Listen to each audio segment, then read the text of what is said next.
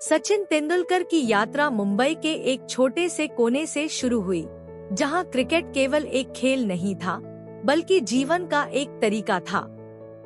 24 अप्रैल 1973 को एक मध्यम वर्गीय परिवार में जन्मे सचिन बचपन में बहुत चंचल और शरारती थे। उनकी अथाह ऊर्जा उन्हें अक्सर परेशानियों में डाल देती थी। उनके बड़े भाई अजीत ने उनमें कुछ खास देखा और सोचा कि क्रिकेट उनके ऊर्जा को सही दिशा देने और उन्हें एक उद्देश्य प्रदान करने का माध्यम बन सकता है। महज 11 साल की उम्र में अजीत सचिन को शिवाजी पार्क ले गए, जो उभरते हुए क्रिकेटरों का केंद्र था। यहाँ उनकी मुलाकात रमाकांत आचरेकर से हुई, जो प्रतिभा को पहचानने और तराशने के लिए मशहूर थे। सचिन का पहला ट्रायल अच्छा नहीं रहा।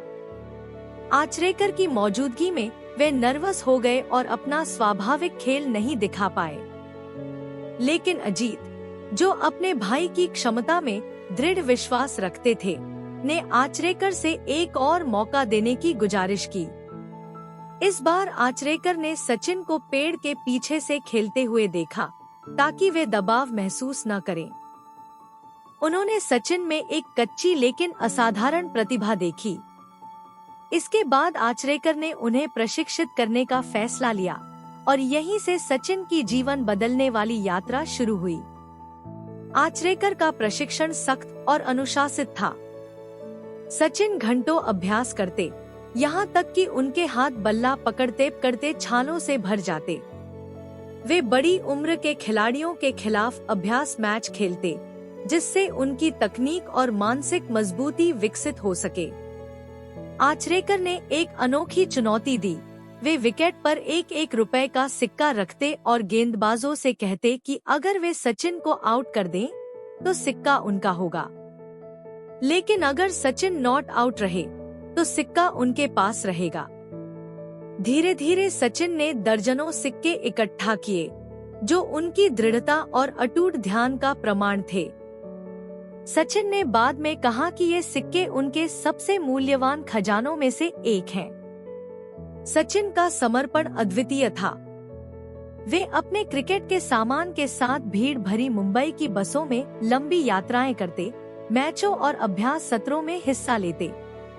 कई बार वे एक ही दिन में कई मैच खेलते, एक मैच में बल्लेबाजी करते, फिर दूसरे के लिए दौड़ते और अक्सर भोजन तक छोड़ देते। थकावट के बावजूद सचिन ने कभी शिकायत नहीं की। उनका एकमात्र लक्ष्य था हर दिन थोड़ा थोड़ा सुधार करना। 14 साल की उम्र तक सचिन की प्रतिभा को अनदेखा करना नामुमकिन था। 1988 में उन्होंने अपने दोस्त विनोद कांबली के साथ एक स्कूल टूर्नामेंट में 664 रनों की नाबाद साझेदारी की। यह पारी रिकॉर्ड तोड़ थी और उनकी पहचान एक विलक्षण प्रतिभा के रूप में स्थापित हुई। लोग धीरे धीरे यह मानने लगे कि यह लड़का एक दिन भारत के लिए खेलेगा। 16 साल की उम्र में 1989 में सचिन ने पाकिस्तान के खिलाफ अंतर्राष्ट्रीय क्रिकेट में पदार्पण किया। यह एक बड़ी चुनौती थी। वे वसीम अकरम और वकार यूनिस जैसे दुनिया के सबसे खतरनाक गेंदबाजों का सामना कर रहे थे। एक मैच के दौरान एक तेज बाउंसर ने सचिन की नाक पर चोट पहुंचाई, जिससे खून बहने लगा। फिजियो उनकी मदद के लिए दौड़ा, लेकिन सचिन ने मना कर दिया और बल्लेबाजी जारी रखी। उनका साहस और तकनीक सभी का ध्यान खींचने में कामयाब रही और क्रिकेट जगत के दिग्गज उनकी प्रशंसा करने लगे। सफलता आसान नहीं थी। वर्षों तक सचिन ने एक पूरी राष्ट्र की उम्मीदों का भार उठाया, अक्सर भारत को कठिन मैचों में अकेले संभाला। 1998 में शारजाह में डेजर्ट स्टॉर्म की पारी उनके सबसे यादगार प्रदर्शनों में से एक थी, जहां उन्होंने ऑस्ट्रेलियाई गेंदबाजी आक्रमण को नष्ट कर दिया। ये पल उन्हें सिर्फ एक खिलाड़ी नहीं, बल्कि दृढ़ता और आत्मविश्वास के प्रतीक के रूप में परिभाषित करते हैं।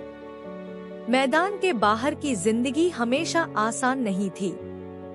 1999 में वर्ल्ड कप के दौरान सचिन ने अपने पिता को खो दिया। दिल टूटने के बावजूद वे अंतिम संस्कार के लिए मुंबई गए और कुछ ही दिनों बाद टीम में लौटकर केन्या के खिलाफ एक भावनात्मक शतक लगाया, जिसे उन्होंने अपने पिता को समर्पित किया। यह क्षण उनके खेल के प्रति समर्पण और व्यक्तिगत दुखों से ऊपर उठने की क्षमता का प्रतीक था। 2000 के दशक की शुरुआत में सचिन को गंभीर टेनिस एल्बो की समस्या का सामना करना पड़ा, जिसने उनके करियर को खतरे में डाल दिया। महीनों तक वे बल्ला तक नहीं उठा सके। आलोचकों ने सवाल उठाया कि क्या वे कभी अपने सर्वश्रेष्ठ पर लौट सकेंगे, लेकिन सचिन ने अडिग रहकर पुनर्वास और कठिन अभ्यास से शानदार वापसी की। सचिन के करियर का चरम 2011 के क्रिकेट वर्ल्ड कप में आया। 5 असफल अभियानों के बाद यह उनकी अंतिम कोशिश थी। टूर्नामेंट के दौरान उन्होंने शानदार प्रदर्शन किया। 2 अप्रैल 2011 को जब भारत ने मुंबई में विश्व कप जीता, सचिन को उनके साथियों ने कंधों पर उठाकर मैदान का चक्कर लगाया। यह उस व्यक्ति को श्रद्धांजलि थी जिसने 2 दशकों से अधिक समय तक पूरे देश की उम्मीदों का भार उठाया। 2013 में सचिन ने संन्यास ले लिया, लेकिन उनके पीछे एक अविस्मरणीय विरासत रह गई। 100 अंतर्राष्ट्रीय शतक, 34,000 से अधिक रन और अनगिनत रिकॉर्ड। लेकिन आंकड़ों से भी बढ़कर सचिन तेंदुलकर की कहानी अटूट समर्पण, विनम्रता और उत्कृष्टता की खोज की है। उन्होंने दुनिया को दिखाया कि महानता कोई उपहार नहीं है, बल्कि अडिग प्रयास और विपरीत परिस्थितियों में दृढ़ता का परिणाम है।